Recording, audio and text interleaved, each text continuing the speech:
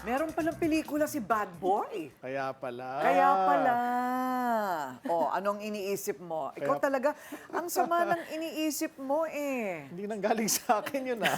Sabihin ko sana very on brand. Hindi, Bad kasi Boy of the Philippines kasi Bad siya Boy eh. of the Oo. Philippines. Yes. Kaya meron tayong mga git-gitan moments with John Vic Remulla sa Senado. Baka may cameo role si Secretary John Vic. Oo, hindi ba? Biro lang Secretary Robin, pero hindi ba? Wagi tayo dyan kasi na-promote ang pelikula. Hindi ba? So, ano sa palagay mo? Yung hamon ni Senator Erwin Tulfo, bantay-bantayan nyo na ang yung mga hanay at mukhang tinatrabaho na yung pang-13. May mga symptoms pala eh, no? Kapag lilipat na ang isang... Ano, nilalagnat? Ano? tahimik. Tahimik. Hindi mo Okay. na mahagilap. Wala na sa mga meeting. Yun pala yung mga sintomas ng lipat fever. Ayun. Oo, gano'n. What do you think, Erica? Ikaw tawa ka lang ng tawa dyan, Hindi, kasi naalala ko lang before, like my mom and I used to bond sa mga pelikula ni Senator Robin. Favorite talaga namin yung blockbuster hit niya na Maging Sino Ka Man. Kasama pa si megastar Sharon Cunera. Pero hindi pa ako born noon, 1991. Hindi pa daw siya At talagang pinagdiinan pa niya Oo, yun, eh. na hindi pa daw siya Sakit naman pinapanganak. nun. Kaya ako tumatawa, oo. Si Willard Boy Scout pa noon. Yes. Tama. Laging handa. Ako nasa set na nung tinitaping nila yon. Oo.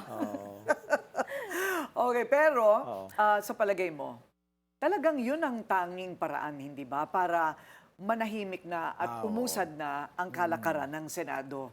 Kaysa darating pa tayo sa a special session na maaaring tawagin ng Pangulo, which according to Howard Calleja or Frank Drilon, they cannot refuse or ignore. Yeah. They have to attend. Kasi higit isang buwan pa bago ang resumption ng session. Oo, ang tagal pa nun. mauuna ang SONA.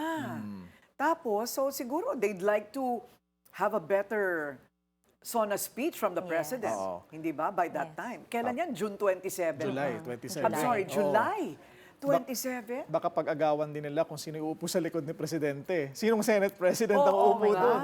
Oo nga. Oo, kaya ayusin na nila yan. Oo. So, well, the options are a Supreme Court. Somebody filed a Supreme Court Petition. already, di ba? Yes, oo. So, hihintayin natin ngayon yung sagot ng Supreme Oo. Court.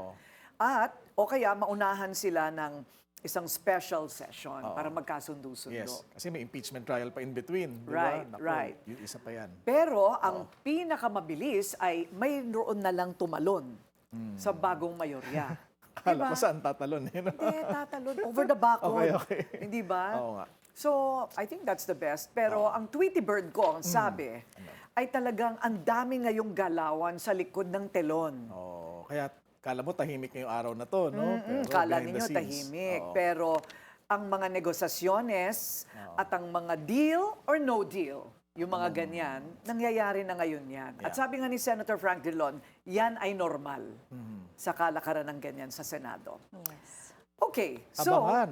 Ang on point. Hindi pa ako Oo nga, mag-happy hindi pa pala ako makakauwi.